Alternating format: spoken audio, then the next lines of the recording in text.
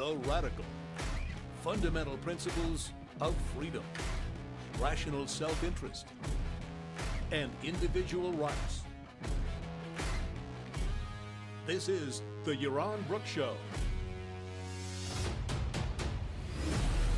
All right, everybody, welcome to Yaron Brook Show on this Friday evening. A little unusual for us to be doing it on Friday, but here we are anyway. Didn't do a show yesterday. Went to had an event my wife and I went to, so here we are doing it on Friday instead.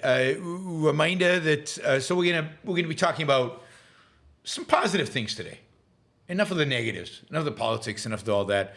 We're going to do like a little recap of Yaron's Rules for Life kind of show today. Inspire you a little bit, hopefully. Get you out of the melee of all these, all the news roundups I do. It's pretty depressing. So, so we're going to do that today. A couple of reminders. One is that tomorrow we go live at 1 p.m. East Coast time. I'm going to be interviewing Flemming Rose. I encourage you to join us. I think you'll learn a lot. Flemming is really an expert on free speech in Europe. It's a depressing topic, so I'm glad we're doing something positive tonight. And we'll talk about Quran burning. We'll talk a lot about cartoons of Muhammad, and we'll talk about the state of things in Europe. I'm also curious. Flemming is involved in some media startups. I'm curious what that's all about and what he's up to these days. I haven't talked to him since before COVID, so it's been a long time. So it's good to catch up. Let's see, what else are we going to do? So that is tomorrow, and then next week's going to be a mess. I'll do some shows when I can. I'm going to be in New York Monday, Tuesday, Wednesday. Basically, I'm flying all day. And then Thursday, Friday, I'm in Madrid, and then Saturday I fly home. So I'll do some shows, probably not during hours that you will particularly appreciate. We'll see. But I'll just do shows whenever I can. So, you guys will have an opportunity to save up on your super chat dollars next week, as there won't be that many shows, so there won't be that much demand. Let me mention again. I know I do this all the time, but I want to mention it again. That I am. Laurie says fun trip. Yeah, it should be a fun trip. I'm doing a debate on Monday in New York. My wife's going to be with me, so we'll go to some nice restaurants. We'll have a good time. Go to the museum, probably. And then I'm going to go alone to Madrid. That's going to be a little intense, but I'm doing another debate in Madrid on Thursday. I'll stick around at the conference on Friday, and then I head home on Saturday. So it'll be a very, very quick trip to Europe, so that'll be good. And then it's travel season, so it starts getting intense. We go. I've got a quick trip to Austin right after this trip. Then we've got a trip to California, and then Europe. That's about 3.5 weeks, maybe even 4. And then so that's going to be a mess in terms of shows. And then November, I'll be gone for a week doing events in Chicago, I think, Champaign, Illinois, Michigan, and Detroit, I think, and then Denver, Colorado. So a lot of traveling in the United States. But is that it for the year? I think that's mostly it for the year. So maybe some short trips after that to maybe Florida, maybe a couple of other places. We'll see. But that's basically it, and then we'll start up the traveling again next year. Although I expect next year to be traveling less. All right. Also, one more thing. Yes, I want to give you a heads up about the London event, the public speaking, small group, intense, a lot of personal attention. It'll be on October 18th. The cost is $750. And if you write to me, Yaron at YaronBrookShow.com, Yaron at YaronBrookShow.com, I'll put you on the list for information. But $750 is set. And I'm just waiting now to finalize a location and everything else. So that'll be October 18th in London, probably most of the day, so maybe from 10 to 4, something like that. A lot of kind of input for your particular speaking. You'll give a talk, and I'll critique it, and I'll also give some theory, and it'll be a lot of fun. So yeah, join us.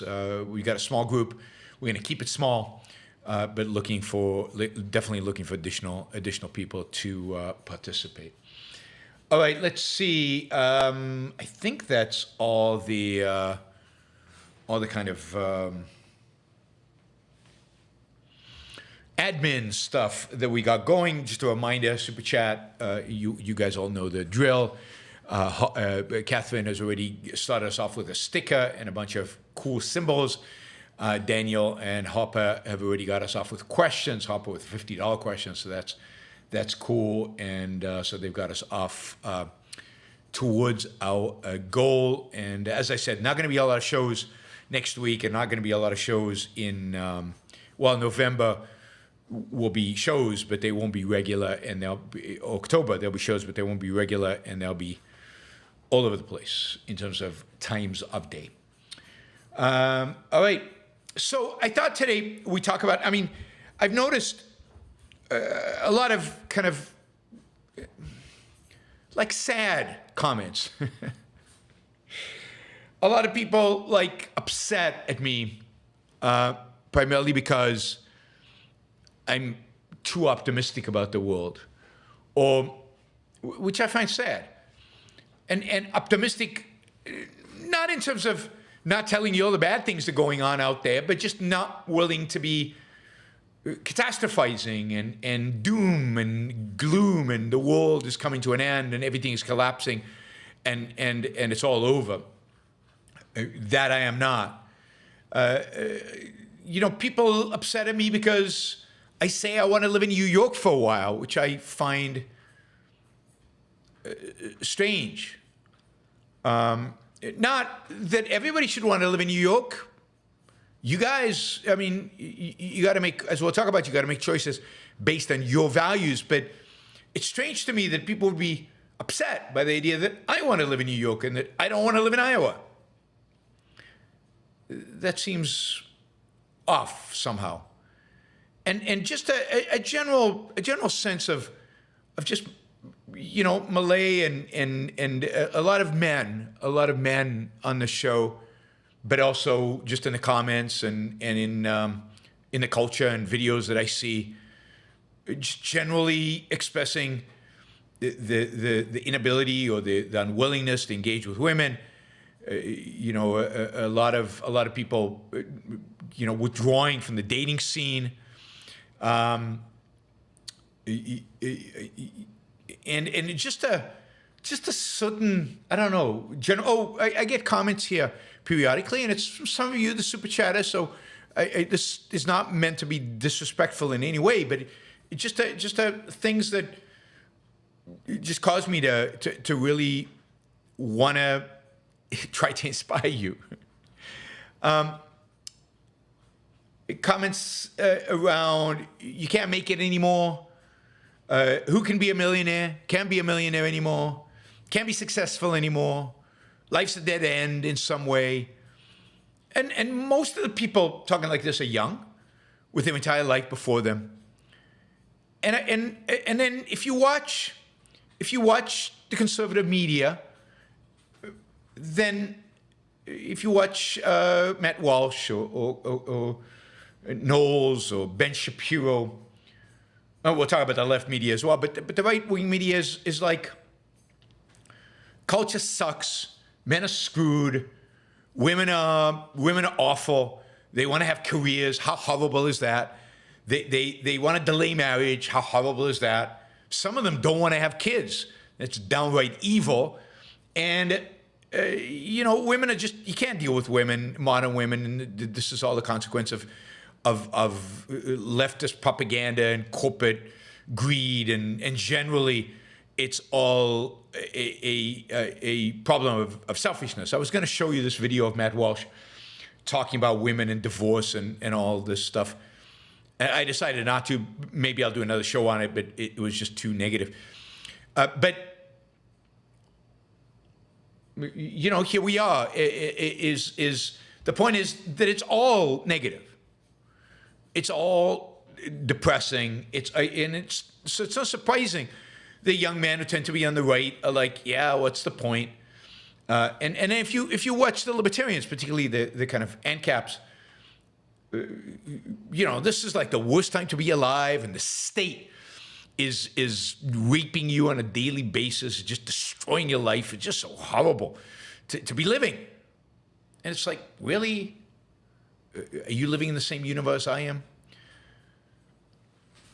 So I want you to put all that aside, because all that is wrong.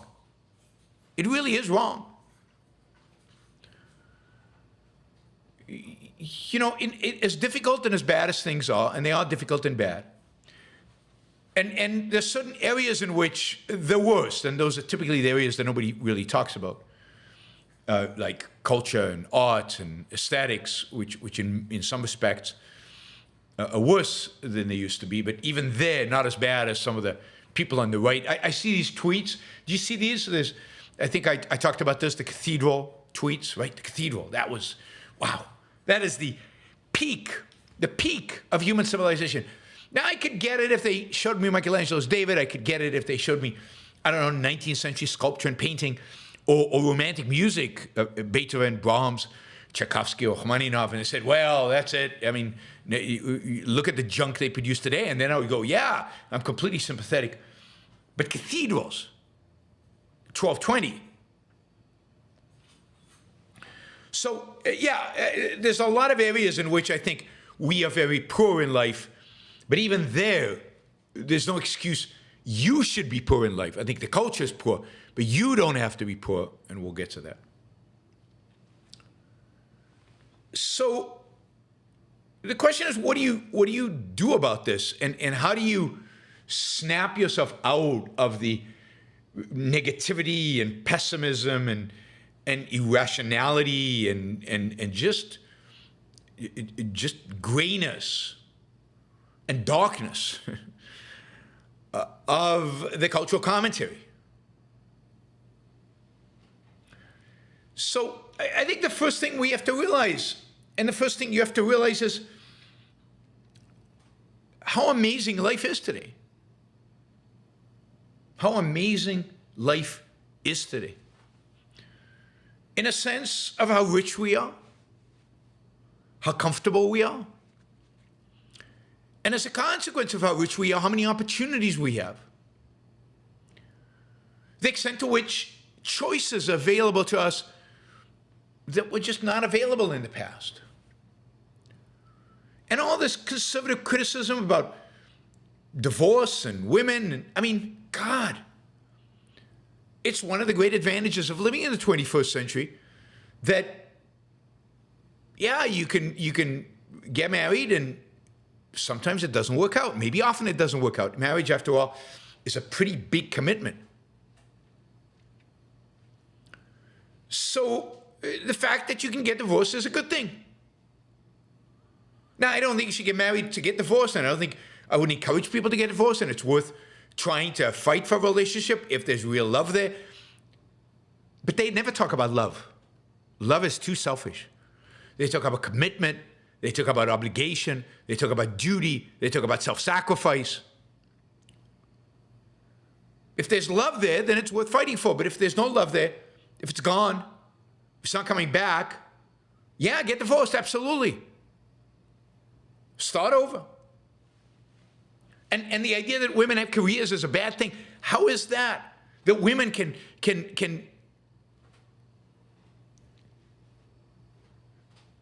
be productive, have a career, achieve the same kind of values that men can. How is that a bad thing? Have the freedoms to to do all that. How can that be a bad thing? So we live in this world with immense opportunities for women, for men, for gays, for people of different skin colors, different cultural, ethnic backgrounds. It's never been easier to have a great life. Now, of course, the left attacks us constantly as well. But my guess is most of you guys who listen to me don't probably really listen to the left a lot. So you don't hear as much. Or if you do, you kind of mock them.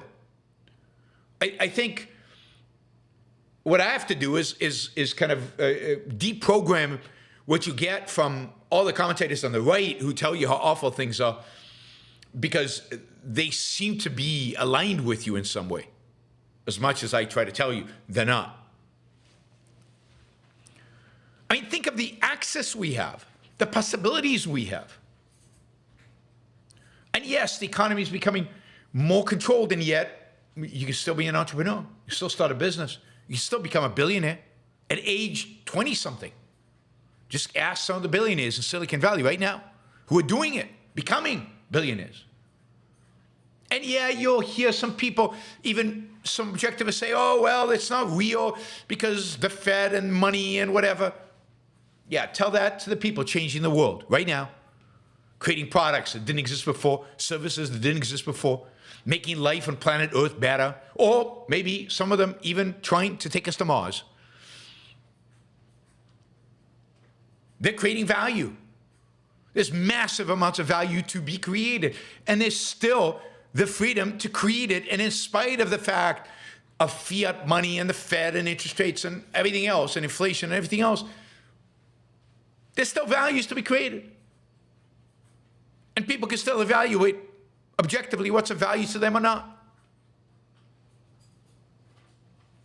Don't let the fact that we live in a mixed economy prevent you from going out and seeking your values, your goals. Going out there and becoming a billionaire by creating something new that didn't exist before. And the idea that you can't just is not true, because people are every single day in America. Look at the rush right now in the artificial intelligence space. It's a real space. It's a real value creator. This is not, now, everybody will say it's a bubble because some companies will fail, but that's true of every new industry that starts. Some companies fail. But some are going to go on and they're going to change the world. It's kind of funny right now that there's a massive antitrust suit against Google when it's very possible that right now, Google's real competitor, the company that is going to destroy Google competitively, is probably being founded, is probably just starting out, because it's probably in the AI space. So the government's always 30 years behind.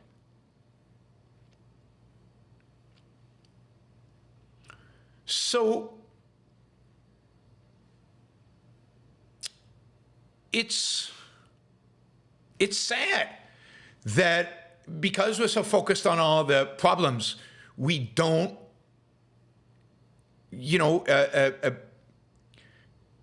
appreciate the wonders of the world in which we live. I've got to show you this graph. I'll do it quickly. I don't want to focus too much time on this. But this kind of cool graph, there was this thing on Twitter. People were supposed to post their favorite economic graphs, their favorite graphs from economics. Everybody has a favorite economic graph, right? And this was one that Scott Lincecum posted, and I think it's terrific. This is a really cool graph. All right, so this is household necessity, a percentage of a U.S. household that have this necessity, right? So you have on the left landlines, phones, right? So before 1916, almost nobody had a phone. By 1950s, almost everybody had a phone. But we don't have landlines anymore that much. Don't need them. Electricity. You all take it for granted. Not that long ago, very few people had electricity. And not that long ago, nobody had electricity. Everybody in America has electricity. Almost everybody has a car. Everybody has a stove. Everybody has a radio, refrigerator. Washer, almost everybody. Dryer, almost everybody. But look how steep the curves are. Not that long ago, few people had all that. Let's see if I squish this way. Doesn't really change anything. Okay. Air conditioning, there's one. People are concerned about global warming. I mean, it looks like, 80-something% of Americans have air conditioning, including poor people? Color TV, dishwashers, microwaves, computers, completely new. Look how many households have computers, mobile phones, internet, smartphones. Miraculous. It's an amazing world. It's a world to be celebrated. And when you understand the value of the world that we live in, that should motivate you to fight for it, to fight to save it, to fight to make it much better, to fight to make it as good as it can possibly be, because we all know it could be even better. It could be even more amazing. We could have even greater economic growth. And that economic growth and that success and that prosperity and that material well-being can encapsulate most of the world out there. I mean, we're living at a time, I did the show on Peter Attia's book, we're living at a time where people are rethinking medicine, where the potential to live longer is becoming real, where aging is going to become less of a big deal, and life extension is going to become a real possibility, where a lot of treatment for a lot of diseases that people just dread and we all know we're going to probably get, treatments are going to be relatively easy. And many of us just won't get those diseases because we'll take care to avoid the things that make those diseases happen. We're living in a time with this immense opportunities for material growth. Now, that of course is not divorced from spiritual growth. The material growth makes amazing spiritual growth possible. I mean, think about the fact that I often mention about my iPhone, that you can today on the internet access every piece of music ever composed and listen to it. And the marginal cost of that is basically zero, so you can do it pretty much on any budget. So that even though I would argue there's very little good music written today, and it's hard to find a performance, and often to go see a live performance is very expensive, who needs that? You can listen on the iPhone to, with amazing sound quality, to some of the best performances of the greatest music ever written in all of human history at a marginal cost of zero. On my Apple TV, I can have access to channels that'll show me concerts and operas, and there's no limit to how much I can access. My only challenge in life is I don't seem to have the time to enjoy all these things. That's my problem, right? Carve out more time to enjoy music and opera. You can bring up paintings. I remember not knowing what art was out there in the world. Like if you took a art history class or you went to the library and you look at an art history book, there was kind of the standard paintings they showed, the standard, the few what art historians considered the greatest stuff, and it is great and amazing, and it's fantastic, but it's just a fraction, a tiny fraction of the art actually produced. And in the past, in order to appreciate that art, you'd have to travel to all the museums and maybe took photos, or as I did in the old days, bought slides and had a slide projector. And once in a while, you took out the slide projector and you watched the slides, and God, that was cumbersome and difficult and hard. And travel was expensive and difficult. But today, travel is cheap. travel is possible.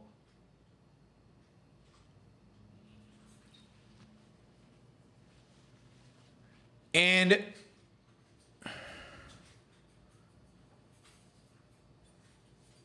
it's, travel is cheap. It's incredible. It's possible. You can go to museums. You can travel everywhere. But even more impressive is the fact that you can find reproductions of art from the greatest to the second, third tier, but in any period of human history on the internet. You just do a search. It's all there. You can discover new artists, new forms of art. You can research. You can figure out which museums you want to go to, figure out where you want to go. I mean, it's just unbelievable what's available to us today. In terms of that, I mean, and beyond that, you can purchase art. Now, you can't, maybe most of us can't afford the originals, but there are reproductions, really good reproductions. You can frame them nicely and put it up on the wall. You can even go and buy sculpture. I mean, we bought some sculpture from the 19th century. You can find it on websites online for not that much money. So, I don't know. It strikes me that we live in a world with unbelievable opportunities for human growth, unbelievable opportunities for you to take control over your own life and make something of it and create a life for yourself that you want. There are really no excuses. Sorry. I mean, yeah, I have a hard time meeting women if you're a man, or man if you're a woman. Dating apps. You can sign up for like 7 of them, and I don't know how they work, but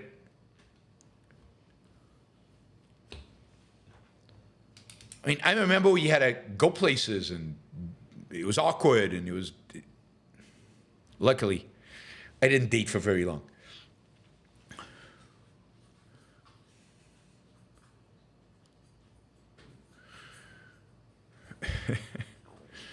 Somebody says, my YouTube subscribers have gone down since I attacked a song I never heard about. I don't know what you're talking about, Barry. Subscribers are up. They're not up a lot, but they're up. And me attack a song? No. Let's see. I've attacked lots of songs. So there are unbelievable opportunities. We live in a relatively rich, opportunity-rich world. We live in a world where access to information, data, knowledge, you've never had it as good.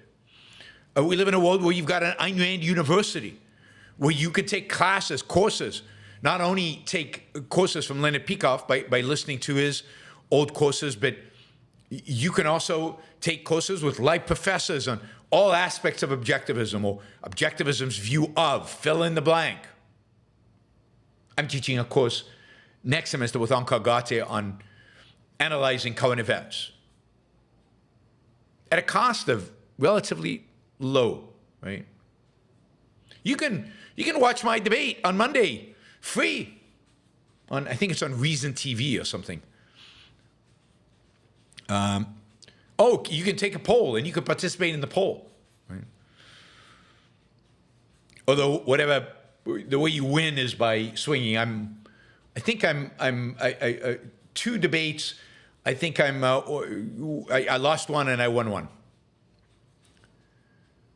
And there's just no end to really the possibilities. If you don't like the place you live, like you live in Iowa and you don't like it in Iowa anymore, you get in the car and you move.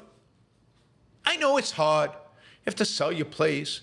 You have to go to a new place. You have to meet new people. But that's life. That's exciting. That's energizing.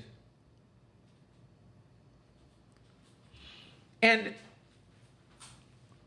again, there are more opportunities like that than ever before in human history, again, because travel is so cheap, it's so easy. Jobs, pretty plentiful these days. And you can switch careers. There's less obsession with getting a college degree than ever. There's more openness to people just being good at something and getting jobs because they're good at something, not because they've been licensed. Particularly in technology, that's true. All right, so I think we live in a world that's opportunity rich. What do you do about it? You've got to take control of your life. You've really got to say to yourself, as I kept, I guess, repeating in my Rules for Life, which you can find all of them. There's a playlist of all my Rules for Life episodes, which I really, really, really encourage you to go listen to. I think those of you who have not, I think you've got an opportunity to do it. I think they're what are they? 19 episodes. 19 episodes of my Rules for Life. Anyway, you've got to really take your life seriously. And what do I mean by taking life seriously? You've got to be willing to sit down and really think about what kind of life you want to live.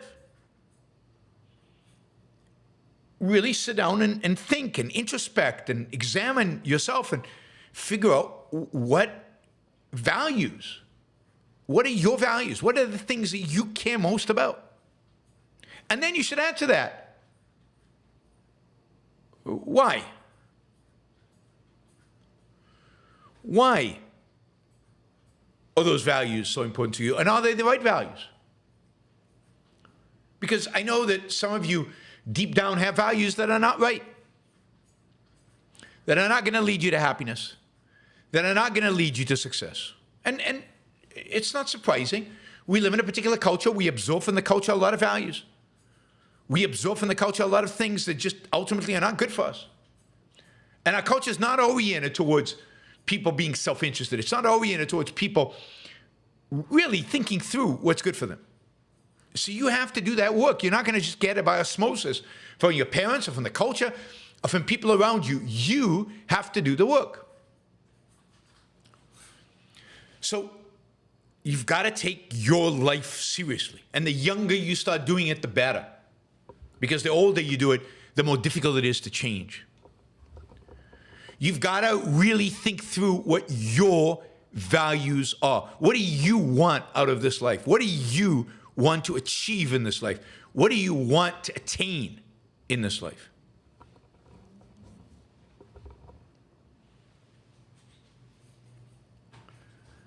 And that requires work. It's not going to just happen. It's not going to just happen in and of itself. It requires introspecting and work and thinking and learning about yourself and being willing to reject certain values. I don't know, a lot of us are raised with the importance of family. Family is the most important thing. We've got to take care of our brothers and sisters and cousins and nephews and parents and everybody else. And it's a drag.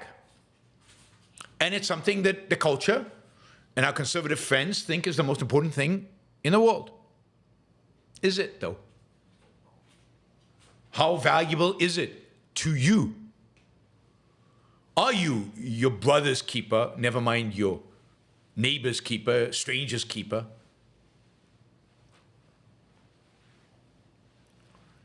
So take your life seriously and be selfish. Be selfish in the sense of evaluate things from the perspective of, does this make sense for my life? Are these values consistent with my thriving? Or are they not? Have I internalized some values that are antagonistic to my happiness?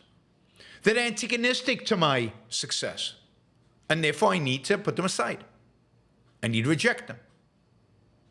And then once you clean up your values, and then focus on the values that really matter, focus on the values that really lead you to success, focus on the values that really matter to your long-term happiness.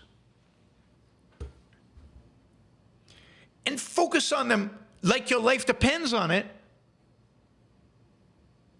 because your life depends on it. Focus on them, because that is the way for you to achieve happiness and success. That is the way for you to live with a capital L, a full life. Only have one life. Every second that passes, you will never get back. That's depressing.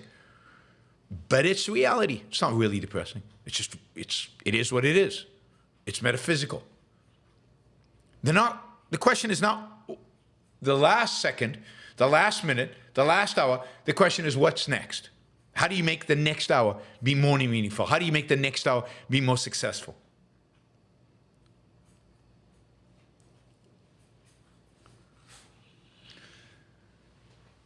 So you've got to orient your life. This is the exact opposite advice you're going to get than you're going to get from Matt Walsh or Knowles or Ben Shapiro, any of these guys. You've got to orient your life around you. Not you in the superficial sense. Not you in the terms of appeasing your momentary emotions. Not you in terms of satisfying whims or momentary desires. Yeah, the opposite of what you hear from Jordan Peterson, certainly. You got to orient your life around you, your values, your long-term values, your long-term rational values,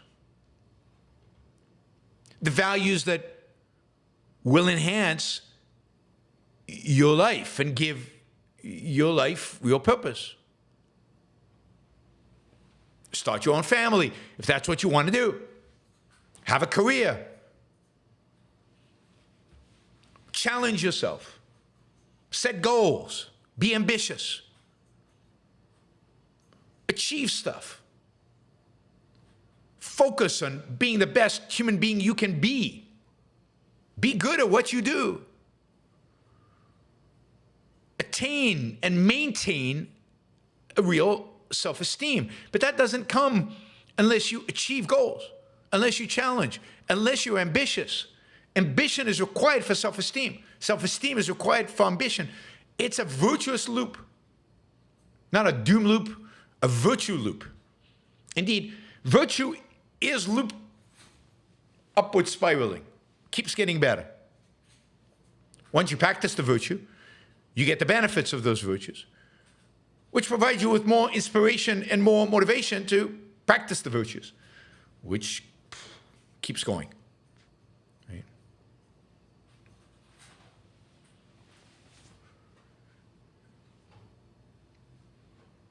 And in every realm of your life, do this. I mean, again, it saddens me when I see people who are young who have given up on ambition. Don't. The world is still open to you. And if one path doesn't succeed, try another one. Keep pushing. Keep trying. Accept the fact that you will often fail. But failure is an opportunity to learn, to gain new knowledge, to improve yourself, and to rise up and do more.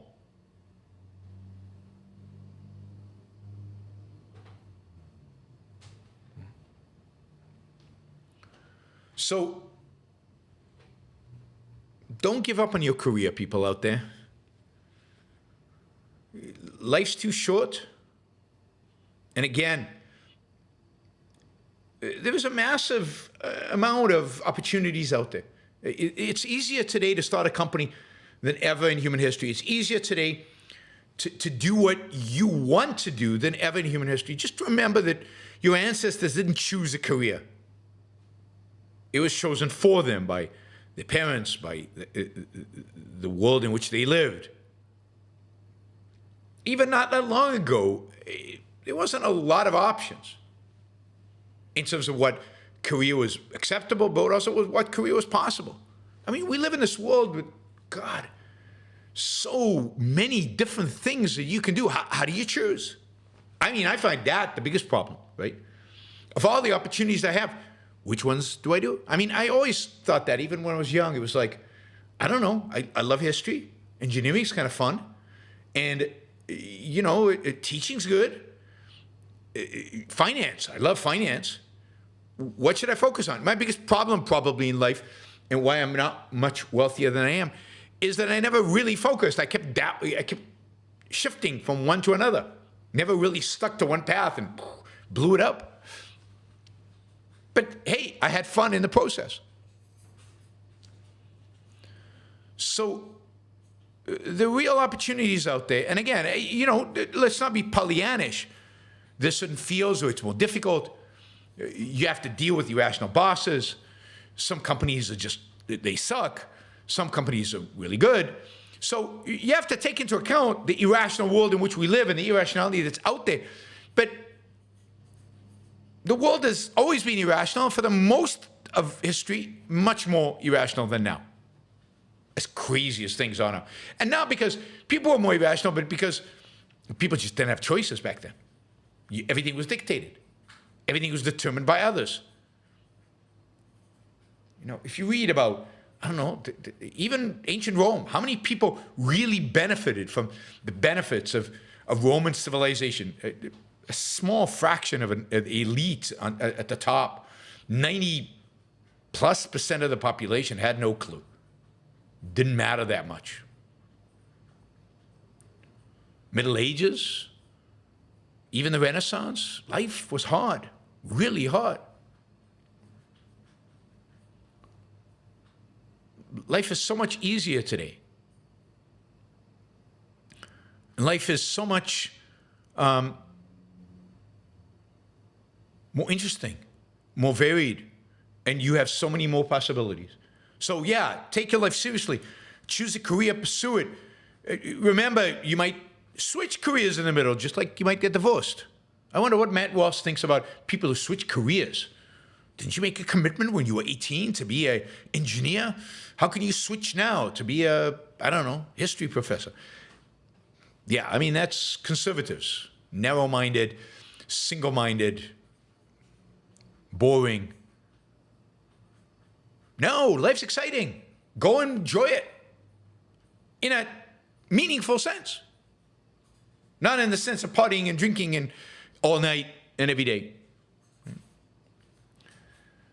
That's a caricature that the conservatives love to make of selfishness.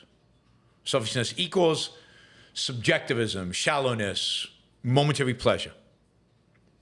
BS. And there's nothing selfish about all that, because that all comes to bite you. I mean, I'll give you a small example. Yesterday, we went to this special meal that was being done here, multi-course meal. And it turned out, it wasn't that expensive, but it turned out drinks were included. So there was like a wine pairing. And like, all I do is sip a little bit of every one. But I drank more than I usually drink. Maybe I drank 2 glasses of wine total instead of just one that I usually do. And there was like a non-wine alcoholic drink in the middle. So I probably had more alcohol than I typically have. I wasn't drunk or anything, but I had more alcohol. Now, I don't get the tipsy, I don't get the positives of alcohol. It never affects me in any positive way. But anyway, it tasted good and fit with the meal, and it was great. But then I had I slept awful. And like I also had dessert, which I never have. I also had dessert filled with sugar. And yes, I enjoyed a few bites, but then I slept terribly. And I felt awful all day today. I mean, not really awful, but just like, though that short-term high that sometimes these things give you, you pay for it. So it's not selfish. It wasn't selfish of me to do those things yesterday. It was actually a little, at a very small scale, self-destructive.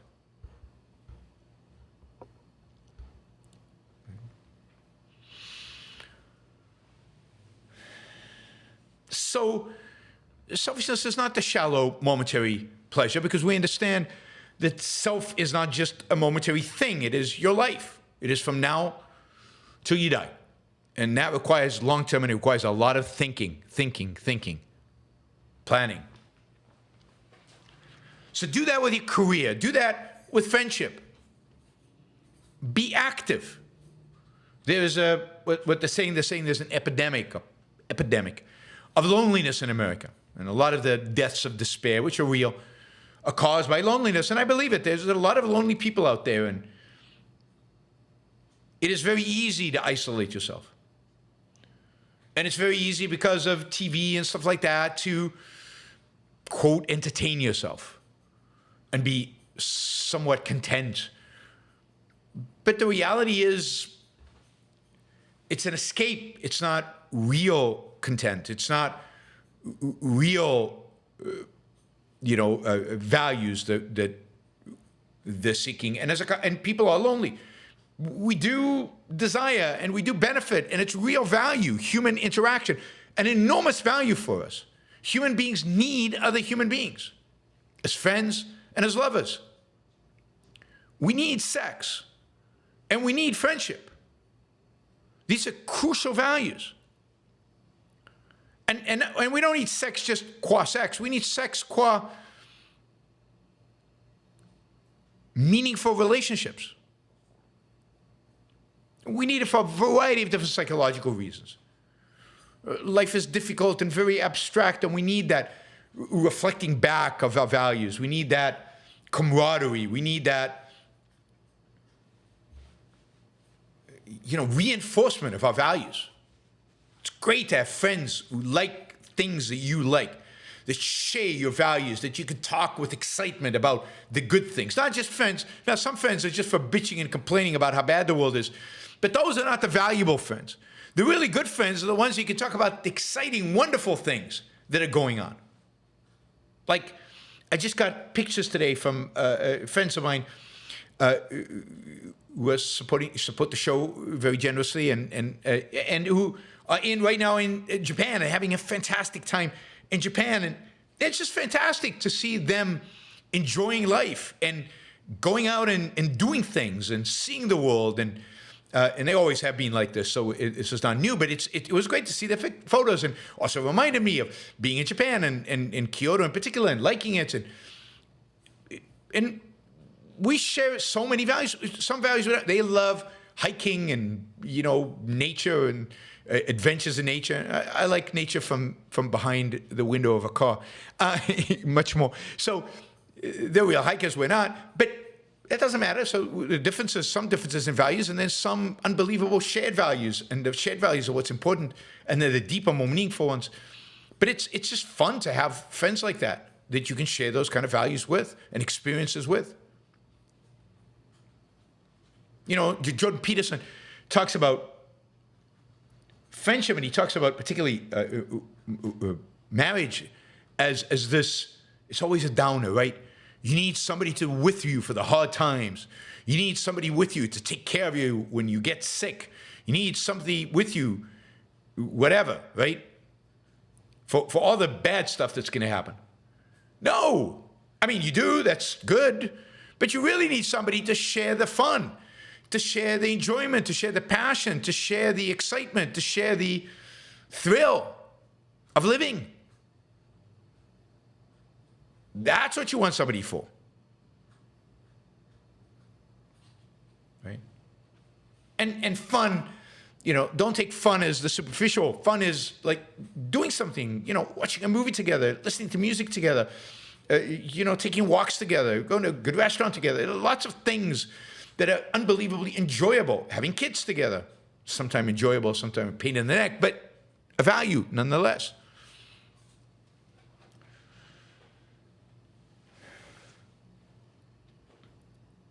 So take finding a partner, finding friends seriously. Go at it. Don't give up on life. 8 billion people out there. How many have you met? How many of them have you met? A lot of potential friends out there. A lot of potential lovers out there. And, I'll just end with this. We're going late, but I say this a lot, but it's worth repeating. Take control of the things you have control over. Take control over your life, your space. You have control over where you live. Choose where to live. Go somewhere that's good for you, that makes sense for you. Might be New York, might be Iowa City, might be Houston, might be Dallas. It might be, I don't know, California. I know some of you are shuddering at the thought. Might be Florida. Don't go places that Yaron wants to go to. Go places you want to go to, where you can achieve your values. Just make sure that you're ambitious with those values. Make sure you're not settling with those values. That you're trying to be the best that you can be. Do the best that you can.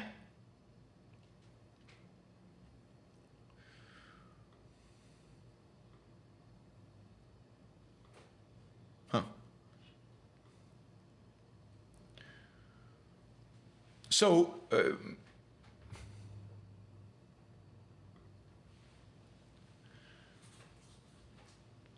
take control over your life. Move to where you want to live. Pursue the career you want to pursue. Pursue the friendships. And create the space you want to create. Again, at whatever budget you have. Put up artwork that you love. Buy furniture that you enjoy, that is comfortable, which you also like to look at. Get some flowers, put some plants. Do something good.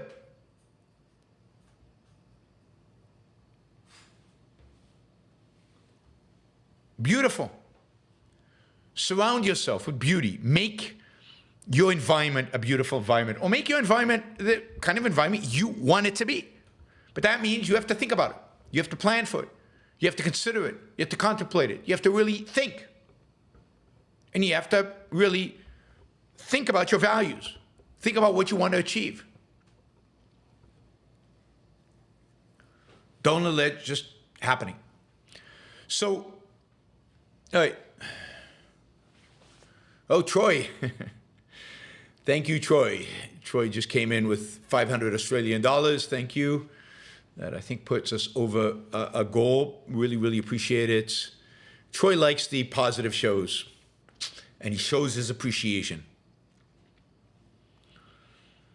So take control over your life. Take control over your values. Take control over the environment, that part of your environment that you have control over. And live with a capital L. Be ambitious in every part of your life. Yeah, there are going to be disappointments. Yes, there are going to be failures. Yes, you won't achieve everything you want to achieve. You still got to try. And some things you will. Maybe most things. Maybe all things. I don't know. I don't want to bias this, but there's a chance you won't achieve everything. And the more ambitious you are, the more likely you are to fail at some things. But that's just life, and that's a sign you tried. Better to have loved and lost than never to have loved at all is absolutely right. Was that from Shakespeare? I think that's Shakespeare. Better to have loved and lost than never to have loved at all. And you can take that and, better to have valued and not achieved than never to have valued at all. You can spin that, or you can change the words, but the reality is trying, living, striving is what it's all about. It's not just getting to the mountaintop, it's the climbing. It's the striving to get there, which is so much fun. All right, Richard said he thinks it's Tennyson. Maybe it's Tennyson. I should know this, God. Why do I think it's Shakespeare? I don't know. Somebody out there should know this. Come on, guys. Somebody who listens to the Yaron Brook show should know if better to have loved and lost than never to have loved at all. It's from Tennyson. All right. Mary Elaine, I believe Mary Elaine, and who else said they think it's Tennyson? Richard said he thinks it's Tennyson. Good for you guys. It just shows that poetry is not, even though I love listening to poetry, I don't like reading poetry. I love listening to poetry. I love I love listening to people recite poetry. I'm not really as familiar as I should be with poetry. All right. So yeah, let's turn to some of our questions. Hopefully that was a little inspiring. I know I do this all week. I talk about all the news, and it's so depressing. Some positive news items. I don't know, artificial wombs and driverless trucks and driverless taxis. I mean, all that is very cool, and new treatments for cancer, and all that is exciting. But most of the news is depressing. And then even in my evening shows, I've done most of them around politics. I need to do more positive ones, and I know I need to find new ways to interact with you. See, the problem is that I go, I've done that already. But the reality is repetition is not a bad thing, right? I mean, unless you guys complain to me and say, no, Yaron, stop it. You've said all these things before. You've done all these things. We don't want to hear it anymore. But I don't think that's what you're saying. And the support for this show suggests that if anything, I should do more positive shows rather than fewer positive shows. So yes, so thank you, Troy. Thank you to all the super chatters. We've got a bunch of $50 questions, but I know we've got quite a few. We've got quite a few stickers, and some of them were pretty big. Obviously, Troy, but we also had $50 for Ragnar Desert. I think it's Ragnar of the Desert. And we have Mary Aline who did a sticker earlier, and we had Catherine. Oh wait, I think that's it. Everybody else asked questions, but a lot of $50 questions, which is great. All right, so where do we start? Let's start with Harper with $50, and we will go from there. But yeah, I mean, if even the questions, if you can think about questions now around pursuit of values, around how to be optimistic, about how to be positive about your life, how to get that energy to go for it, and let's leave the politics for. I know there's some political questions I'll answer them, but let's leave the politics for political shows, and let's try to orient these questions to more positive topics. All right, Harper says, what do you think will be the next exciting development that will bring a lot of people to objectivism? A Nobel Prize winner crediting Ayn Rand's epistemology, a great entrepreneur like Blake giving credit to Rand when he changes the world of aviation. I don't know. I mean, who knows? That's the beauty of this. You just don't know, right? It would be amazing if we had a Nobel Prize winner attribute his science to Rand's epistemology. I mean, that would be unimaginable how good that would be. That would be fantastic. I think that would suddenly cause people to think and to take her epistemology seriously. And scientists, kind of people who matter, the cultural, the people who lead our culture. Entrepreneurs, definitely. Somebody like Blake. And that would be fantastic. But it's hard to tell. It really is hard to tell what the next big leap will be. It might be something simpler, just a reminder to people. Things might get worse, and a reminder to people of Atlas Shrugged, and just an elevation of Atlas Shrugged back into the culture. Imagine a really, really, really good. I don't think this is really possible, but imagine a really, really good.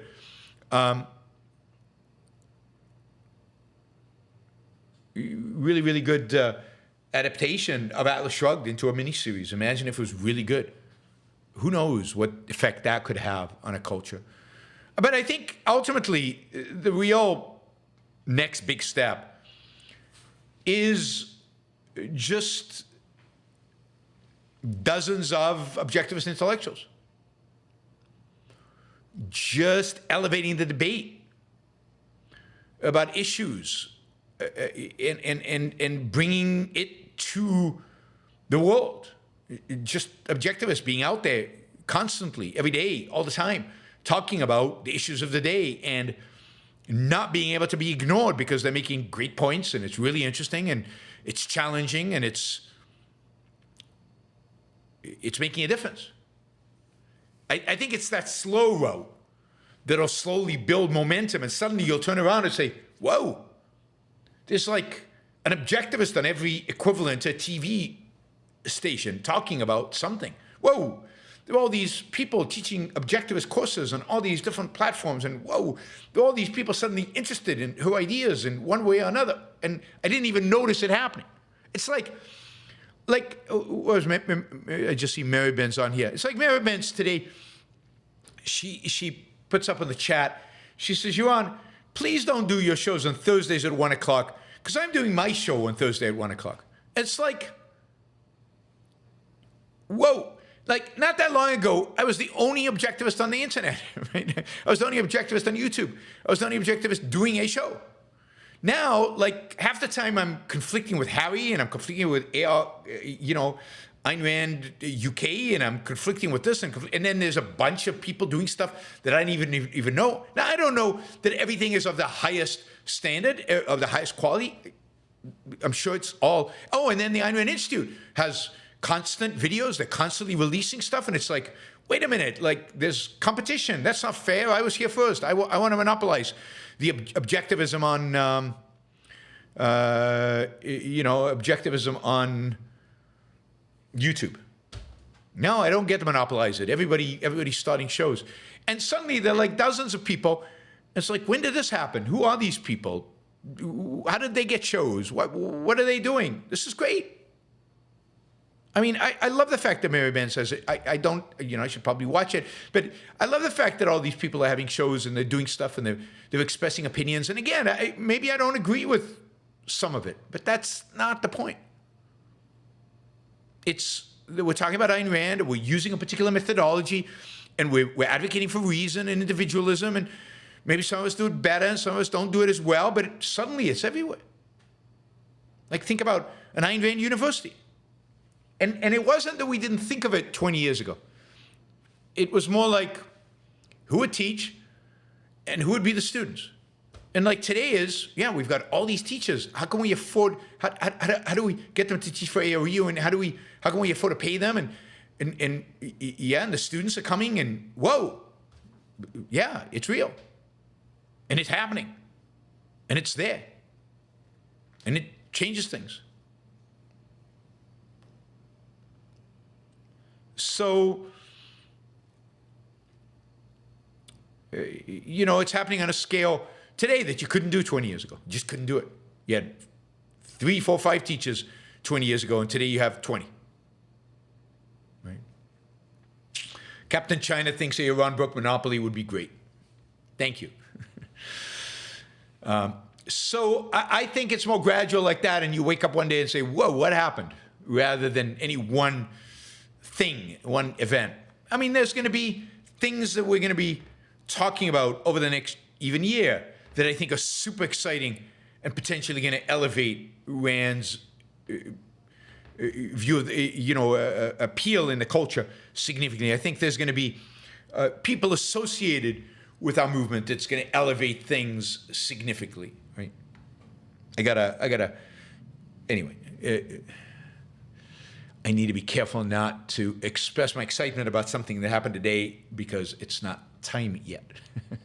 The day will come. Clark.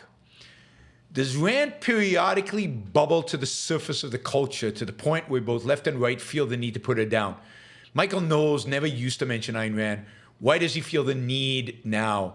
People must be asking him about her. Yeah, and notice also that Matt Walsh keeps going after selfishness. When was that an issue? When was that a cultural issue, right? That term. When was it like the culture's... It's very much, I think, bubbling to the surface, and it bubbles to the surface regularly. That's the thing. It bubbled to the surface in the when was it? After the financial crisis. Hugely to the surface. Everybody had to read Ayn Rand. Everybody had to attack Ayn Rand or comment on Ayn Rand. First they embraced it, then they attacked it. And then I think there is a certain respectability Ayn Rand has in certain intellectual circles where maybe it's not explicitly raised, but it's there under the surface. And what was it? Michael Knowles said, yeah, this is all Ayn Rand. Ayn Rand did this, right? This is the impact of selfishness on the right. I mean, where else would the right get the idea of self-interest, of laissez-faire capitalism, of freedom? They got it from Ayn Rand, absolutely.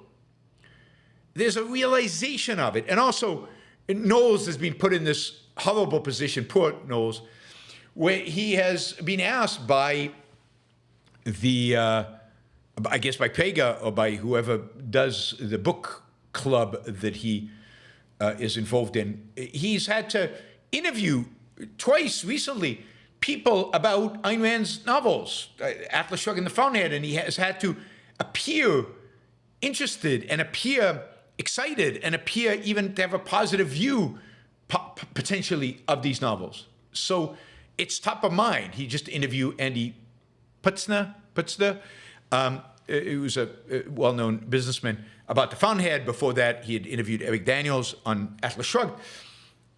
Poor Michael Knowles, he's keep getting forced into Ayn Rand. So, I remember years and years ago, I was being interviewed for something, and there was a guy who was also in the green room with me. He was going to be interviewed as well. He was like a black activist, really left, really PC at the time. Would probably be 100% woke today and BLM and all that. Anyway, and he said, what do you do? And I said, Ayn Rand Institute. Oh, I love Ayn Rand. Ayn Rand's great. Like, really? Do you know what you're talking about? It's like everybody feels like they have to either attack her or they embrace her. Depends on their mood. Depends what's going on. But she's there in the background one way or another. There's no ignoring her. And once in a while, they try to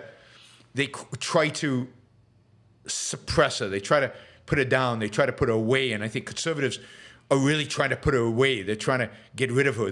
She rose with the Tea Party, and then there was a big effort to get rid of her. And Trump and the conservative movement succeeded, I think, for a while in silencing her and silencing us. But now it's bubbling back to the surface. And they realize who the enemy really is. They realize who really is. And that'll continue to go up and down. But the momentum long-term is with us. Because truth long-term is with us, right? Truth short-term is also with us. But long-term, truth wins out. And that's on our side. And reality is on our side. And all these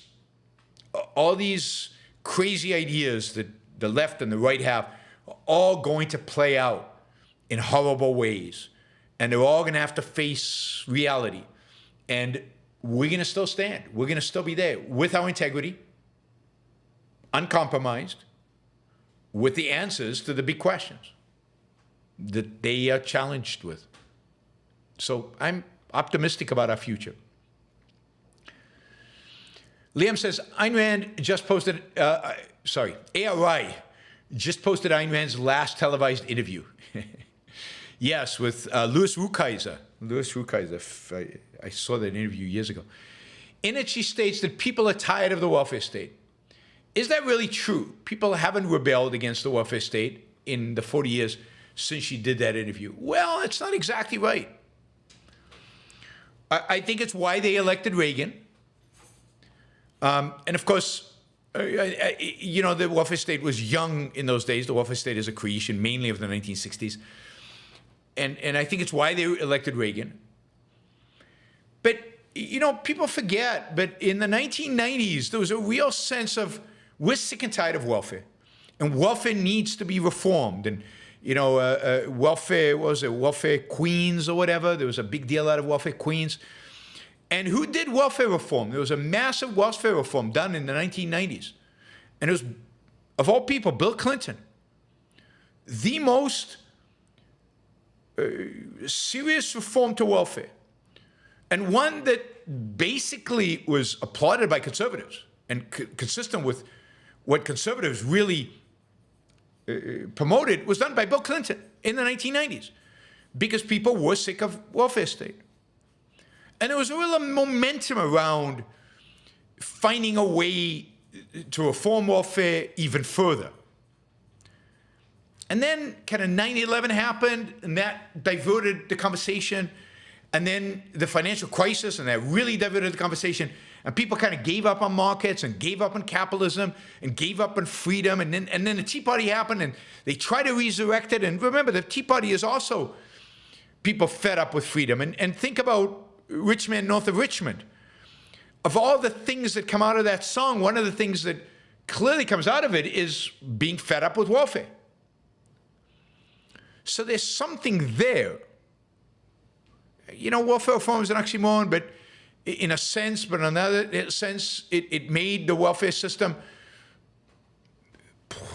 marginally better, marginally less worse, and it did. And there is, I think, real frustration with the welfare state. Real, and I think it's left and right. I think it's why there was some traction for the, what was it called, you know, where everybody gets a minimum something, right? I forget the name of the term they use for it. But there is a frustration with the welfare state. The problem is nobody out there is willing to capitalize on it. Instead, they keep diverting us away from it. So 9/11 was a diversion, and financial crisis was a diversion. Donald Trump was a diversion, and UBI, thank you, Kubadaya. And the culture war is a diversion. When the welfare state is, to a large extent, the issue. It's what'll kill us. It's what'll impoverish us. It's what'll make us poor. I mean, and if you include in the welfare state Medicare, Medicaid, and Social Security. UBI, universal basic income, basic income, all, that's how they call it. And so people, I think, are fed up with the welfare state, but the political parties have done their best, and now intellectuals have done their best to divert people away from that. Like, you can't talk about the welfare state now. The only issue people care about is the culture wars. But that's, to some extent, a successful attempt by the promoters of the welfare state to divert our attention, when the momentum coming out of the 90s was to really attack the welfare state and to rethink it and to consider getting rid of it, or at least modifying it or reducing it. So I think she was right. It's just, I think what she'd be amazed at is the ability of the mixed economy, of the welfare state, to keep resurrecting itself, to keep reforming itself, and to survive, and in some ways, to thrive. That is, in spite of all this negative, to have a successful economy, to increase quality of life, standard of living, wealth, all increasing in spite of all these. I think she'd be amazed at the resilience of the heroes she talked about in Atlas Shrugged, and that not only they're not being completely demoralized and they're not going on strike, and they keep carrying the productive people keep carrying the world on their shoulders, and they keep doing it, and the world keeps getting better because they keep doing it. Let's not forget who's responsible for all that amazing progress. It's the few great business leaders, great industrialists, great engineers, great innovators who've made the modern world. Dave, thanks for demonstrating how to leverage opportunity to share value with others in a win-win context, upwards and onwards. Thank you, Dave. Really appreciate the support and the appreciation. Thank you. Adam, question on Rand's fiction. If Dagny stayed at her cabin retreat or Roark stayed at the quarry, could that be a fulfilling life? Or would an objectivist say it is settling, an untapped potential, even if they thought they were happy?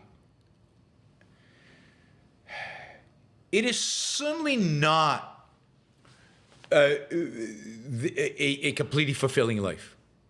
You could argue that given the external circumstances, it's the best that they can do. But Rand's point is it's not. That's why she has them both leave. And the valley is a way, you know, in Atlas Shrugged, and spoiler alert to everybody who hasn't read Atlas Shrugged, the valley is a way to both leave the negatives in society, but still be productive. That's what the valley is illustrating. But to just stay in your cabin might be the only option you have if things are really, really, really bad. But then things are really, really, really bad, and you cannot completely fulfill your life. That is, there can be external circumstances where it's impossible to live the best life that you can live, or even anywhere close to the best life.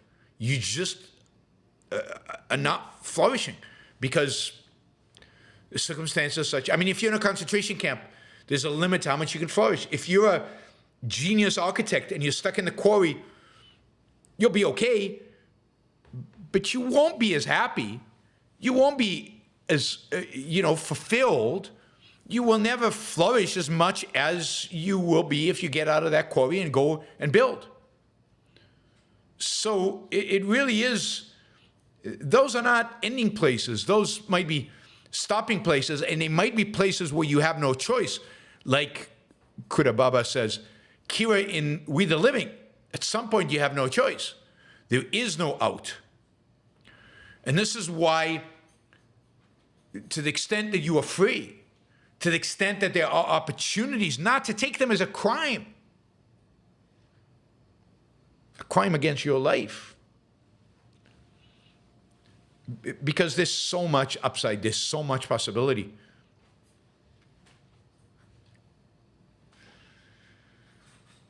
All right. So I think I answered that question, Adam. If you have a follow-up, you know where to find me, right here. Andrew, many lash out at you because they respect you and want you to validate their basis for inaction. The world sucks and values are impossible. I can relate to the feeling, but we, especially objectivists, must check our premises. Yes. Well, and the world does suck in some ways, in many ways, in important ways. But it doesn't suck so much that you can't achieve in it, and you can't live in it, and you can't thrive in it. So I get it. I get it, and there are moments where I just want to throw it all and retire. But yeah, no, in many respects, this is too much fun. There's too much going on. There's too much positives. There's too much upside. Right? So, but I get that the world sucks objectively, periodically. But it also doesn't. There's also a part of it that doesn't, and that's the part you have to focus on. As I say often, stop watching TV. I mean TV news, negative stuff. Watch movies, watch TV shows, and listen to Yaron Brook News Roundup, and don't do any other news. And that's the recipe for happiness. Andrew, American parents create paradise for a child, cheating from pain and obstacles. As he ages, he gets sad and cynical that reality isn't paradise. How should one reorient oneself? Pain and obstacles in the pursuit of values. Oh God, it's not, the focus should never be on pain. And I mean, certainly obstacles, but not on pain. The focus should be on the challenge. On it's hard. I mean, it is true that almost anything worthwhile is going to be hard. And on the joy of doing something hard. And yeah, there's pain involved, but it's not so much pain as it is effort, energy expenditure. And yes, for those of you who grew up in childhoods that were pampered, and it's very hard as a parent not to pamper your kids, but those of you who grew up as pampered kids, you got to find a way to psychologically break away from that. You got to find a way to challenge yourself and push yourself and accept risk and failure. Risk. You got to take risks. You got to live on the edge, not on the edge of life or death, but on the edge of success or failure, on the edge of great achievement. think about, think about Elon Musk running 5 companies and rockets and a completely new process by which cars are going to be made and fighting his way on Twitter. I mean, I have a lot of criticisms of Elon Musk, but you got to admire the audacity, the risk-taking, the grand scale vision that the guy has, and the energy and the ability to focus and the ability to do so many different things all at once. It's stunning. I go through these phases of massive admiration for him and then just disappointment and with him. So, gain inspiration from Elon Musk.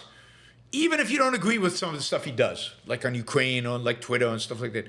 But wow, I mean, what a life he's lived. What a life he's lived. And he's not, it sounds like he loves passionately and he works passionately and he takes his life seriously. He pursues his values seriously. I'm looking forward to reading his biography, which I will do and I will review at some point. I watched parts of the interview he did with Lex Friedman. Parts of the interview Lex Friedman did with his biographer, Isaacson, whose book on Leonardo da Vinci and Doudna, the CRISPR inventor, I've read, and I'm looking forward to reading the Elon Musk book. He's a good author. He's an interesting author. Although I have a feeling the way he's going to do Musk is not going to please me. But he also did Steve Jobs. I didn't read the Steve Jobs book. I know people didn't like it that much. But Steve Jobs is a hero, so I had no interest in reading a biography that would bring up all the dirt. I'm not interested in the dirt. Steve Jobs is one of my heroes, and he will stay as a hero, unblemished by some facts of reality. So you got to find ways to be inspired by the challenges and one of the things that Isaacson points he makes about Elon Musk's childhood is that Elon Musk was not pampered. If anything, he was psychologically abused by his father, who berated him and put him down, and a lot of this is motivated by some kind of I have to prove myself, which is not the healthiest motivation, to prove yourself to somebody else. If Elon Musk can reorient that to proving himself to himself and to focus on happiness, that would be great. But I need to read the biography to have a full statement of that. So it's too much of this is to negate a negative. But too cushy of a childhood can make it more difficult to have ambition. But if you know that, then you got to work hard to overcome it. Demon, cheers, Yaron, been pushing forward a mindset change. Many things have helped, and some of that is what you do. Thank you. Upgrade to a better job I'm in about 3 weeks off of more to come, to the good in life for you and chat. Wait, some of that I didn't understand, but the basic idea is Demon is upgrading his life. He's making it better. He's on the pursuit of having a great life. And part of that, at least, he's attributing to this show. I appreciate that, Demon. And thank you for the support. Q2 Santos from Brazil. One of the biggest obstacles for objectivism nowadays seems to be the invalid concept of greater good. Anyone that pulls this card gets a free ride, no questions asked. I don't think it's a new card. I don't think it's nowadays. It's always been the case. The greater good has always been there. And it's, this is collectivism. Collectivism is back. Collectivism is back. I don't know how much people really buy it. And that's part of what upsets people like Matt Walsh, that too many people are being, quote, selfish, not in the way I want them to be selfish, but they're not buying into this greater good. They're not, you know what really upsets Matt Walsh? Is they're not buying into sacrifice. They're not willing to sacrifice their life. They're not willing to give up stuff. He wants people to do their duty and to sacrifice and to do what he thinks is good for them. God damn it, they're pursuing their own values.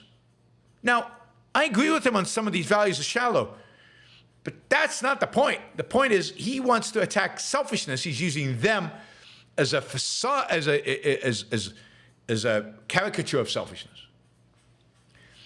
Yeah, I mean, the greater good is a bogus concept. It's the idea that there's something in a collective entity that is greater than you, that you must sacrifice for, that you must do your duty for. The left and the right are guilty of this, horrifically guilty of this.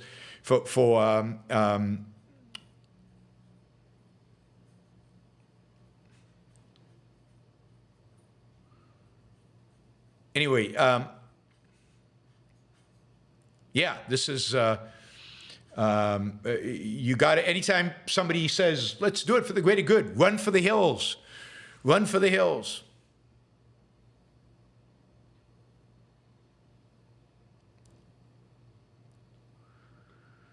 Adam, as a follow-up again, thank you for the positive show. Great point that life isn't binary. There can be huge negative things in the world, while at the same time, one can live a happy, positive, fulfilling life. Absolutely. Absolutely. Now, again, Nazi Germany in a concentration camp, I'm not Pollyannish, I'm not absurd, but we're not there. It's not that bad. Find the good. Still plenty of opportunities out there to live a successful, happy life. Michael, you say people only evade so much, like San Francisco's homeless crisis. But what about 1930s Germany? The vast majority of the population sustained deep level of evasion, regardless of the misery it was delivered them. Yeah, but part of the reason they evaded, and there's no question that this works. Part of the reason they evaded was because there was a gun put to their head. There were consequences, and they were sold on a positive vision. So as long as things are going well, people can evade for a lot. It's when things started going badly that at some point they can't evade. It's no surprise that German generals started to try to kill Hitler when the war turned against them. Why didn't they try to kill Hitler at the beginning of the war, before the war even started, when the concentration camps were put in place? Why did they wait until they started losing the war? Because at that point, their evasions kind of they bashed up against reality began crashing upon them. Now, they didn't succeed, but imagine if they succeeded killing Hitler at that point. Better than not killing Hitler, right, at any point. So at some point, certainly when things turn bad, some people, not everybody, wake up from their evasions, wake up and they try to do something. Now, it's true that you can build a culture like Germany did in the 1930s, where evasion is on a much bigger scale, much more sustainable, much deeper. But we're not there yet. In America, we're not there yet. Michael says, did most intellectuals yearn for a return to the Dark Ages? They hate Jews because Jews have brought man out of the Dark Ages. Their culture has been a pro-progress force that collectivist intellectuals want to shut down. No, I don't think most intellectuals today or ever thought in terms of wanting to bring man back to the Dark Ages. I think there are very few who think that, very few. And when they're faced with what they're arguing, they'll all backtrack. Almost all of them will backtrack. They can't face that. So none of them will actually recognize that as their motivation or what they're striving towards. They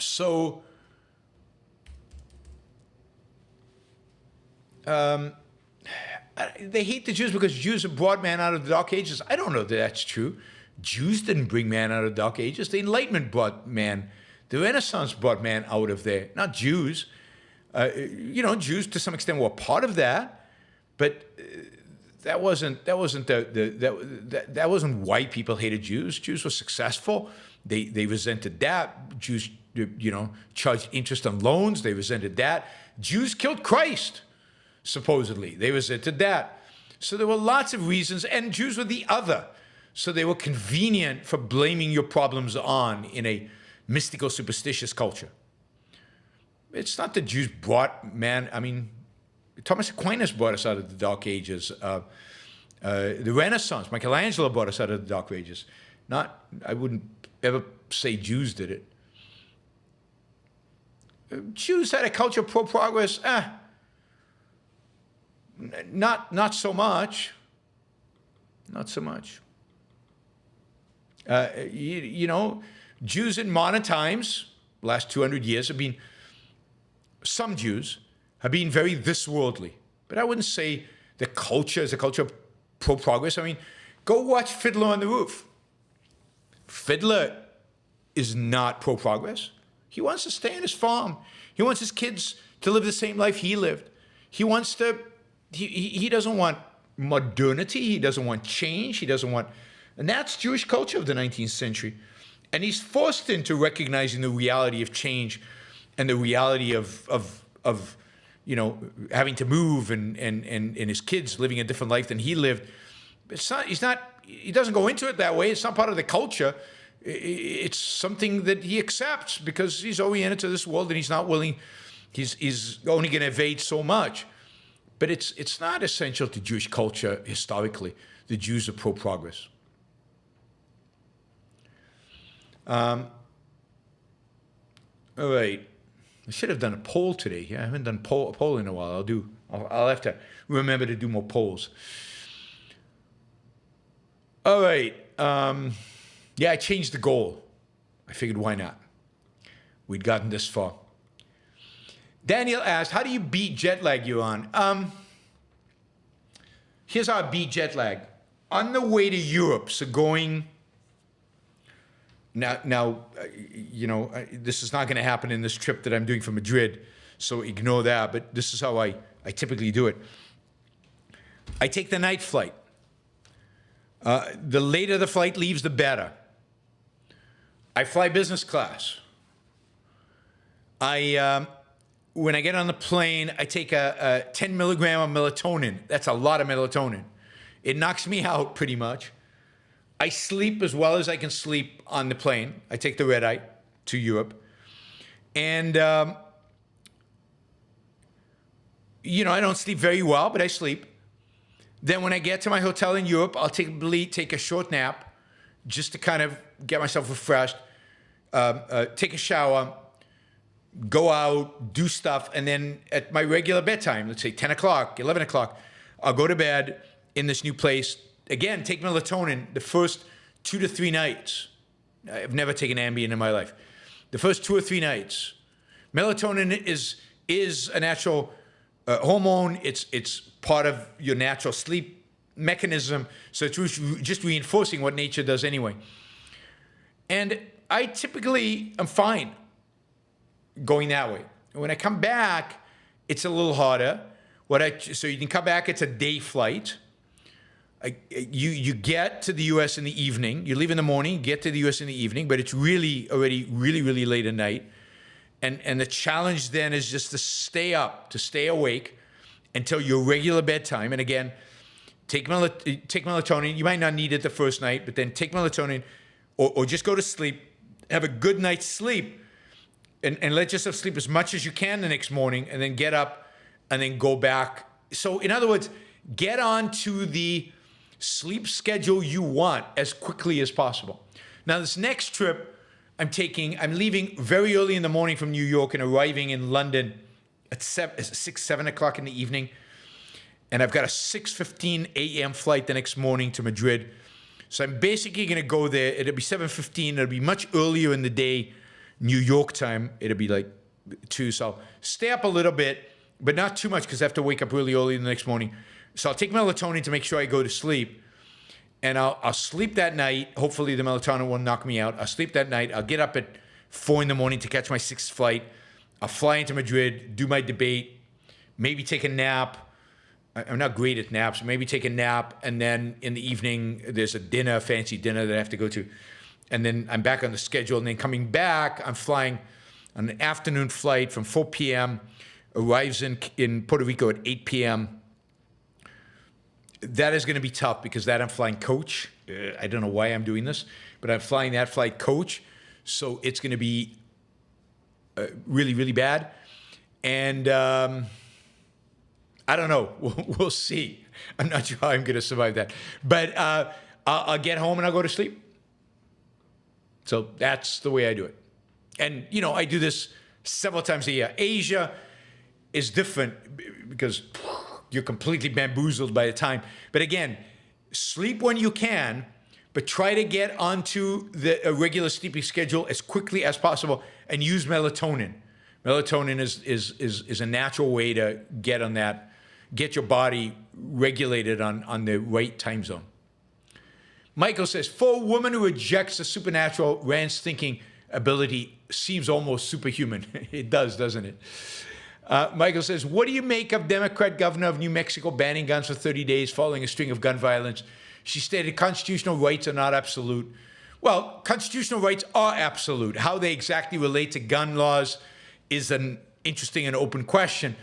And what's interesting about the gun ban is that the police refused to follow it because they said they were following the Constitution. They weren't going to follow the governor of New Mexico. And it looks like a federal court has overturned her. So her ruling is out anyway. Liam says, are you still going to interview Yeonmi Park? Thank you for reminding me. Yes, I need to get in touch with her. Yes, that is my plan anyway. That Doodle Bunny, do most objectivist intellectuals disagree with Rand when it comes to a woman president, given their support of Nikki Haley? I think that they view it, I don't know. I have no idea. I've never polled objectivist intellectuals about their views, but I do think that, I can tell you my position is that, God, we have such lousy candidates. I'll take anybody who's decent. So, yeah, I mean, whether it's optimal, ideal to have a woman president or not, you gotta survive in the meantime. And if that means a woman president, so be it. And you know, and I just watched the movie Golda, and Golda Meir was in some respects did a terrible job, and in some respects did a really good job as Prime Minister of Israel. Margaret Thatcher certainly did a great job as Prime Minister of UK. Liam says, why is there so much capitalism still left in America today? Well, I don't know if it's so much capitalism, it's so much freedom. Because of the American sense of life, because capitalism works, and it's very difficult to undo stuff that works. I think those are the main reasons, because we've got a good foundation, because we have a decent constitution. We still have people who somewhat understand the Constitution, at least when it comes to certain of the rights associated with it. That's why. Some things break your heart, but fix your vision. Yeah, that's good, James. Michael says, are there no slip and fall lawyers in Europe? Is that a unique American thing? If you get hurt on a job, it's harder to sue your employer in Europe. Yeah, I think generally suing for damages, suing for negligence, suing because you had something bad happen to you is much harder outside the United States. It's a uniquely U.S., and it's a relatively modern view coming out of Yale, I think, in the 1960s of this view that basically the idea that liability laws and lawsuits can be used to redistribute wealth towards those who suffer from those who have. And that's what the laws become, just another mechanism by which leftists can redistribute wealth. Kevin Kutchler, how did you know I needed this show today? You need the show every day. James says, what part of Manhattan would you want to live in? Why not Brooklyn? You can get way more space for the same money. Couldn't you do a month or two for your 65th birthday? Maybe.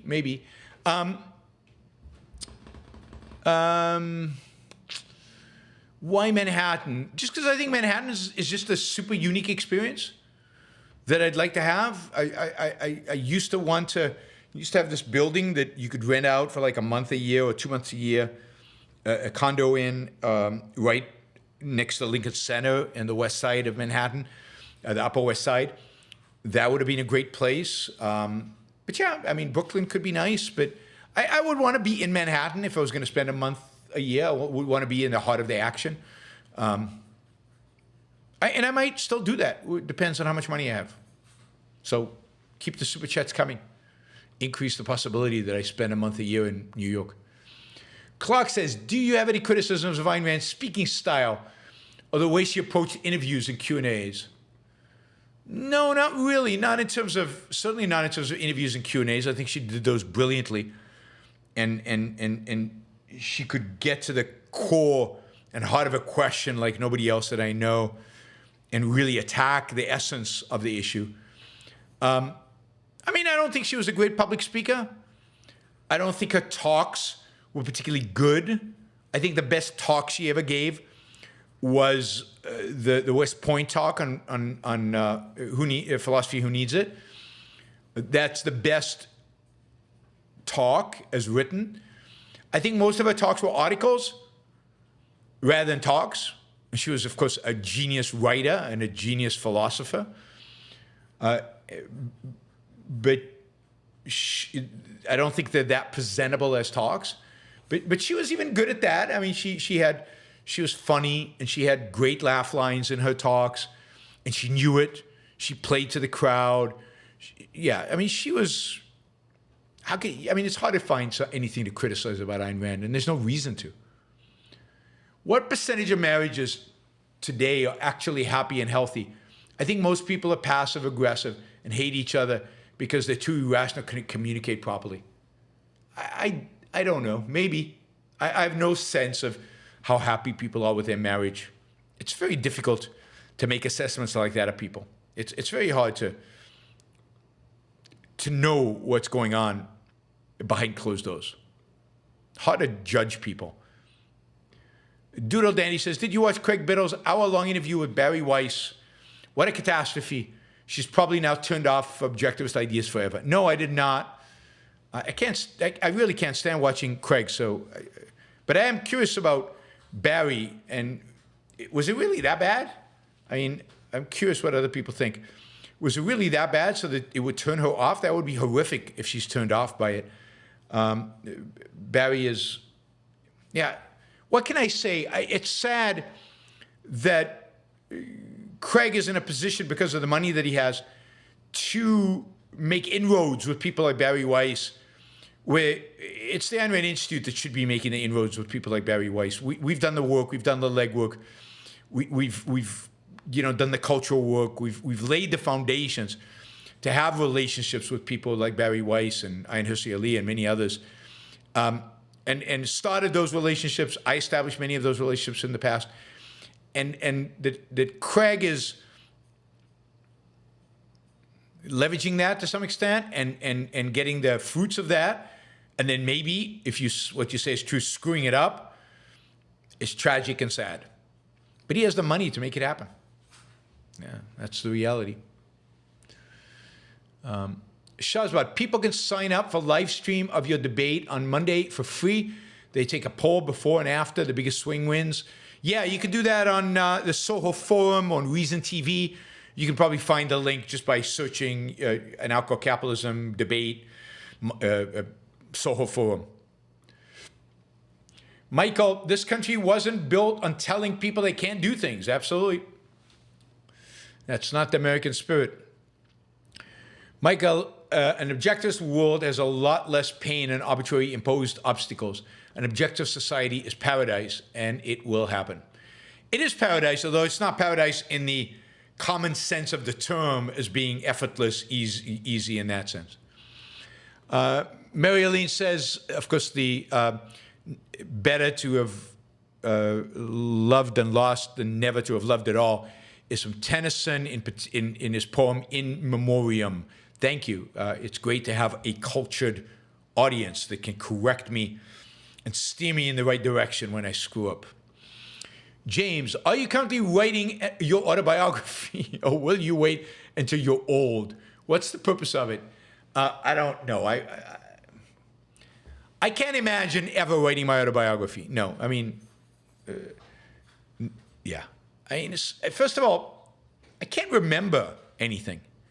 I have a lousy memory. I've always had a lousy memory. I can't remember many things about my life. I can't remember the sequence of it. It would be very difficult to recreate. And I'm not sure what the value of it would be. And if there really is a value and people are really interested and there's really a market, then maybe somebody can hire a ghostwriter to come and interview me and write the biography. But I'll never write an autobiography. It's not interesting. I don't find it interesting, right? It wouldn't be fun. A memoir. I don't like the past. My past, the past I've lived does not interest me. What interests me is the future, and what interests me is history. What's happened in the world, what's happened in the culture that's of importance. My own history is not important to me. And I can't imagine why it would be that important to you guys. But to the extent it is important to other people, then they will have to do the work to get it on paper, because I won't, right? Somebody would have to come and interview me and write it. But I will never write a memoir or an autobiography. It would bore the hell out of me. And I'd be wrong half the time because I can't remember. You know, my wife would have to be with me to correct me in terms of all my memories. My wife has a good memory. Ryan says, I'm 20 and a lot of my friends seem petrified of going against their parents' will. Do you think this is a common problem, and what advice would you give these people? Yes, it's a common problem. And it's not just today. It's always been the case, but it's probably more today because you're more pampered by your parents. You're more dependent on your parents. But what would I tell them is it's you know, their life is their life. Your life is your life. You've got to live your life. You can't live their life. You can't live for them. You've got to live for you. Only you can make choices that are for you. If your parents are smart and they have experience and they're friendly and they're pro-you and they're rational, then you can learn from their experience. And you can take their advice, or you can consider their advice, not take it. But you are responsible for you. You are responsible for your life. You have to make decisions for your life. So don't be intimidated by your parents. Don't do what they want you to do. Don't feel like you have to. You know, and if that upsets them, then they'll be upset for a while. That's okay. They'll get over it. They probably love you anyway, and they'll probably support you anyway, and they'll probably respect the fact that you have a mind of your own and you want to do your own thing. I mean, I don't think parents want their kids to be mindless followers of theirs. And if you're 20 years old, you should start seriously being independent of your parents. At 20 years old, you should not be living with your parents. At 20 years old, maybe if you're in college, you might still be supported somewhat for your parents. But at some point, soon, you should be independent financially from your parents. And you should be, you know, they might help you here and there. They might send you, you know, a certain allowance every month just to help you along because they love you and they care about you. But you should be able to supply funds for yourself. And you know, you should choose your career and your girlfriend and your passions and your interests for you, not for them. It's your life, not theirs. You go to bed with you. You live with you. What is it that you're afraid of them? What can they do to you? Cut you off? Well, you should cut yourself off at some point anyway. Mark Thomas says, how has tonight's talk been? I'm not sure who you're asking. You're asking me, you're asking everybody else. Any interest in revisiting this topic in the future? I think there are many facets to it. German concept of Gelenpolitik. Not sure what that is. But yeah, I think there's lots to talk about here. Again, if you're interested in more content like this, I encourage you to go to my Yaron's Rules for Life series. There's a playlist on YouTube. There are 19 chapters. I think you'll really like them, enjoy them. Yeah, go for it. Let's see. Garrett says, thank you, Yaron. Always love your shows. Looking forward to seeing you at Ocon next June. Stay awesome. I owe you far more than I can repay. I appreciate that, Garrett. Thank you for your appreciation. Mark Thomas, how to reach out about quarterly one-on-one talks? God, I don't know why you haven't been contacted by Angela by now. Email me, please email me at yaron@yaronbrookshow.com. Email me, and I will forward your email to Angela, and I will bug her until she gets you that quarterly one-on-one. Just email me now. Send me an email right now, and I will make sure she gets in touch with you.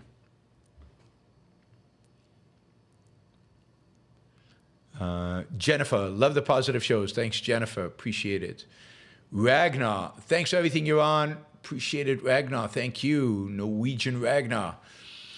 All right, we're $37 away from $1,000, which is great that we've made $1,000 today on the show. That's fantastic. It's rare. We don't have $1,000 shows that often. So thank you guys. This is amazing. If somebody wants to put us over the top so we can say we made it to $1,000, that'd be great. Ragnar just got us a lot closer with his 249 Norwegian krone. That's fantastic. But $37, if somebody wants to get us there, that'd be great. All right. Andrew Traeger, a rich inspirational quote of Rand. Quote, "It's not who is going to let me, it's who is going to stop me." But actually, it's not exactly the quote. It's from the Fountainhead.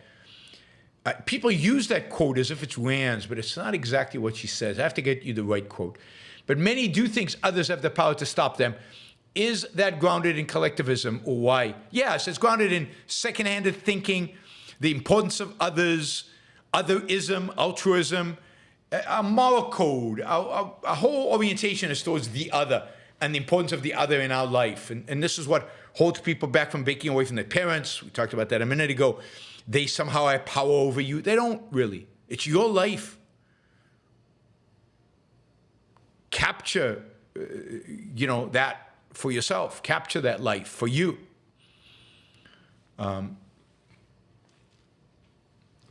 QT Santos. Which country is currently closest to an objectivist ideal, and how close is it? No country is, and they're far from it. I don't think any country is. I mean, you can look at the Economic Freedom Index to see countries that are more economically free, but then there's also other freedoms. So Singapore might rank very highly in economic freedom, but not in other freedoms.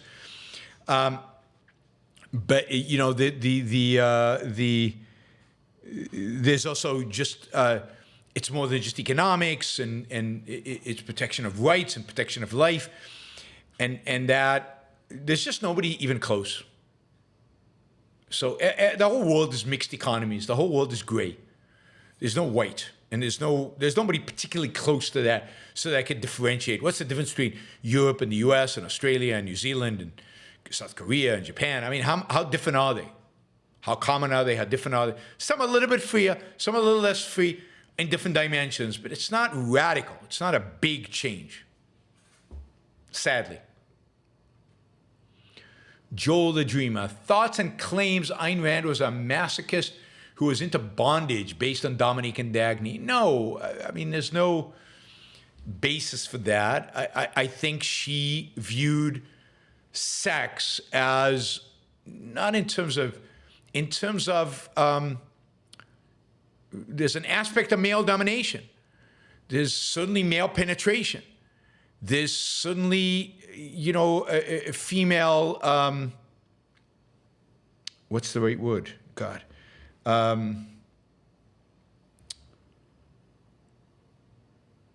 The word's not coming to me. But a certain acceptance and a certain, not subjugation, it's not subjugation, it's certain submission. There's certain submission, certain female submission to the domination, to the dynamism of male, male penetration. So there's an element of that, and I think that is part of how she viewed femininity and masculinity and the various sex roles. But I don't think it's an issue of masochism. It's not about pain. It's certainly not about bondage. There's no evidence of that. But there is about, the male is the initiator and the male is the dominant one. It dominates. The male dominates. And the female, there is an element of feminism of submission to the male, of accepting that domination. And that she definitely viewed as part of femininity, as far as I can tell, as far as my understanding goes. She viewed that as part of what femininity and masculinity was and what it meant. And somebody says, what about female writing, where the female is on top? I mean, I don't think she would be opposed to that. I mean, that's certainly part of sex and part of enjoying sex, and it's a different way, but it's not the most common way people have sex. It's not the dominant way people have sex. It's one pose among many, and it's the one of the few where the female has control. What I find fascinating is that in movies, the female is almost always on top. Like, not in porn, but in movies, right? And that is interesting, because I think it's a feminist perspective. It's kind of a modern feminist perspective on sex, and they purposefully do that, right? They purposefully do it. But it is, almost every sex scene you see in the movies on TV, the woman's on top. But in real life, it's great when the woman is on top. It's great that it's a great pose. I've got nothing against it, and it's part of the repertoire. But is that the dominant way in which people have sex? Probably not. But it's probably kind of a politically correct way of showing sex. My interpretation, not Ayn Rand's. MP creates. What do you think of comedy as an art form? I think it's great. I love comedy. When it's funny, it's filled with joy, and you laugh. I mean, what's important is to laugh at what deserves laughter, the ridiculous, the absurd, and not laugh at heroes, not laugh at the good. I think there's some comedies that always mix that, but comedy is, comedy is interesting. It's difficult. I have a guy I know in Houston. I think he wrote a book about comedy from an objectivist perspective. I wonder if he ever finished it. I can't remember if he sent me a copy or not. But it's not a simple one to think through. Humor is complicated. Just like any art, you have to really understand it. Demon asks, what's your poison, Yaron? Drink, smoke, hardcore drugs, or are you just a foodie? I think I'm just a foodie. I think I don't like poison. Like, my view of poison is, why? It's like, life's too short. I don't like drinking. I don't feel good. I don't enjoy it. I don't see the point in it. Even if I feel a little tipsy, I don't like that feeling. There's nothing about drinking I like. I've never tried hardcore drugs. I've never smoked. I tried marijuana once. It made me laugh a lot. I figured I could laugh a lot doing other things as well. I never liked smoking. So I guess I'm kind of boring. I mean, I probably have a few, but I wouldn't call them poisons, and I wouldn't talk about them publicly. No, I mean, I'm a foodie. And even there, I try to be a foodie who eats healthy. I'm not particularly fond of, food trucks that sell the latest greasy fried chicken, even if it's the best in the universe. I try to eat healthy food, even as a foodie. I mean, if you consider, like I do, foie gras to be healthy, which I do. I used to drink huge quantities of Coca-Cola. I mean, huge. 8 cans a day or something like that. I used to be addicted. And I went cold turkey about 24, 25 years ago. And I don't drink soda anymore. And I hate diet soda. So I don't drink diet soda. I only drink 3 things, really only 2. I drink water. I drink coffee a lot. And once in a while, I'll drink a glass of wine. And, once in a while, I'll drink, I don't know, a smoothie or juice or something like that. But that's it. That's the only thing I drink. I drink a lot of water. Stay hydrated, guys. Yeah, I mean, it's very simple. I don't get sodas. Juice now is there's so much sugar in juice. I avoid it. So if I'm going to drink a juice, it'll be like some kind of protein smoothie or something like that. So water and coffee, what do you need more than that? I don't need anything more than that in terms of drink. And then, and I don't eat that many different things. No Coca-Cola. I haven't had a Coke in 25 years, I think. I sometimes miss it, but if I tasted it now, I wouldn't like it. But I miss that feeling, particularly of a really, really, really cold can of Coca-Cola. There's nothing quite like that. Yeah. Orange juice is too much sugar. You have to really watch orange juice. I mean, sometimes you can do anything sometimes, but if you make it a habit, it can really be like a lot of people drink a glass of orange juice every morning. Probably not good for you because of the quantity of the sugar in it. Better to eat an orange. And I love fruit. I'd rather eat an orange, although I don't eat enough fruit. I hate Coke Zero. I hate Diet Cokes. I've tried Diet Cokes. I've tried Diet Zero. Don't like them. Can't drink anything with artificial sweetness. I don't do artificial sweetness at all. But I minimize sugar consumption. So, what do you call it? I often, I look at labels. I look at how much sugar there is, and I don't like stuff that added sugar. I don't eat stuff with added sugar. I try to, if it's going to be sugar, it has to be a natural part of it, but I try to minimize sugar generally. I eat chocolate, but I eat very, very dark chocolate. Like right now, I'm into this chocolate. I think it's from Spain that I can buy here in Puerto Rico. 99% cacao. And it's got this amazing fruity flavor. It's very bitter, but it's got this amazing fruity flavor. I really like it. So I consume a lot of 95 and 99% chocolate. Not a lot, like I have a piece at night, but I don't eat dessert. So like yesterday, I ate dessert and I regretted it almost instantly. I try to take care of myself. I work out quite a bit. I've started working out about an hour and a half every day. Although today, for example, because of the meal last night and because of the little bit of alcohol, I didn't exercise today. Plus, I've been exercising a lot lately, every day. And like all my muscles are aching, every single one of them. So it was a little too much. Anyway, we could go on and on about food. I love Spanish olives. Yes, I love olives. I could eat olives all day. I hope olives are good for you because I eat a lot of them. Daria says, I see you live at Soho Forum Debate on Monday in New York City. P.S. As a finance PhD, do you have any research or opinions on quant investing? Quant investing you can make a lot of money. Look at what Renaissance has done. I know many, many others. I don't do exactly quant investing, but you could argue it's similar. And I'm very pro quant investing. Of course, it depends on the quant, right? Quant just means quantifiable. It just means statistical analysis, algorithmic investing. But it depends on the quality of what you're doing and the research and so on. So huge opportunities there. There have been since the 90s, since you got big computers.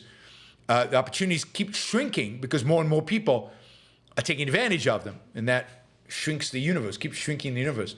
But I'm absolutely a fan of it and curious where you're getting your PhD in finance from.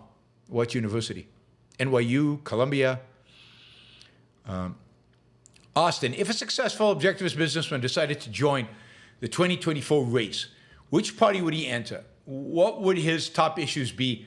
How would he handle the national debt, deal with critics that his policies would lead to poverty? I mean, that's a big question. That deserves a whole show. But look, he'd probably answer. I mean, he'd lose. It doesn't matter which party he'd enter because he'd lose in both of them. He might enter the Republican Party. He might be able to get away with more stuff over there, but he's not going to win. He's not going to win a nomination in either party. What issues would he focus on? I think the best thing is to be is to have a positive vision for America, a vision that captures the spirit of the Founding Fathers. I would use a lot of Founding Father language to have a spirit of freedom and liberty. The main issue would be economic freedom and liberty, deregulation, and phasing out of the welfare state. But the main thing would be separation of state from economics, which means deregulation, but deregulation in the deepest sense of getting the tentacles of the government out of the business of business in every respect, in every realm. Creating a permissionless society, in a sense of business can function and be permissionless. Really focusing on an amazing, bright future. I don't think taxation is that important. I think reducing the debt is far more important. I think reducing government spending is far more important. I have articulated in the past a multi-step process that I would go about if I were president or if I was a candidate, and what I would do. And I can't resurrect it right now, but you would start with separation of business from economics, and that would involve no more subsidies, no more elimination of the corporate tax, and so you can't grant any favors through the corporate tax. A complete redo of all the different favors and barriers, tariffs to zero immediately, tariffs to zero, corporate tax to zero, and elimination just every year of 20% of all the regulations that exist. Passing laws, sweeping laws that eliminate regulations. I would leave getting rid of programs that alleviate poverty to last. I would get rid of so-called corporate welfare first. Getting out of some sound money, getting rid of the Fed, those would be some of the first things I would do. I would get rid of welfare last. What's a Rand OAC fund to fund Yaron tour? Tour where? Where am I going to? Yeah, I mean, if you want to fund me traveling around the world, giving my political, what do you call it? My campaign speech during this election season, then, it's costly. It's going to cost a lot of money. But if we can raise a few six figures to get me out there on the road to do this, I would do it. I'd love to do it. I'd love to be able to give political stump speeches. And I've done it in the past. I just need what kind of, structuring the programs and how to do it. I've done that. It's after 10 p.m. tonight. But basically, that's it. First, liberate business to create massive amounts of jobs. That's the first thing you want to do. Only then do you eliminate welfare, because there are plenty of jobs. The economy is buzzing. The economy is roaring. The solution to welfare is jobs. Always has been. All right. Mary Eileen says, you might like Francis Pralus 100% dark chocolate. I have to look it up. I might. I might. All right, guys.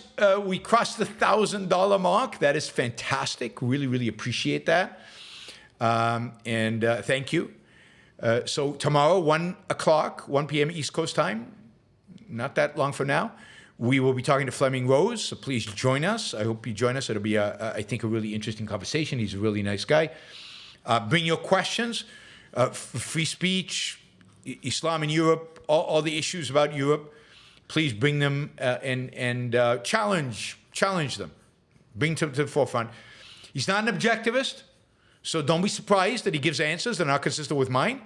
But, come and ask questions. Delia says, I have an MBA from a low-tier school I don't use. I researched quantitative easing internationally in my thesis. No desire to be a doctor. I made a little dollars in crypto in 2021, but that was luck, not just Simmons-level strategy. Yeah, I think most people who made money in crypto, it was luck. All right, guys. thank you. Thanks, Darius, for filling me in. And I appreciate everybody's support. And, you're asking me as a finance PhD. I read your question wrong. I thought you were asking as a finance PhD, not that I had the PhD. I appreciate that. All right. Thanks, guys. Thanks for all the support. Thanks, Demon says, cheers for positive life. Thank you. And I will see you all tomorrow. Bye, everybody.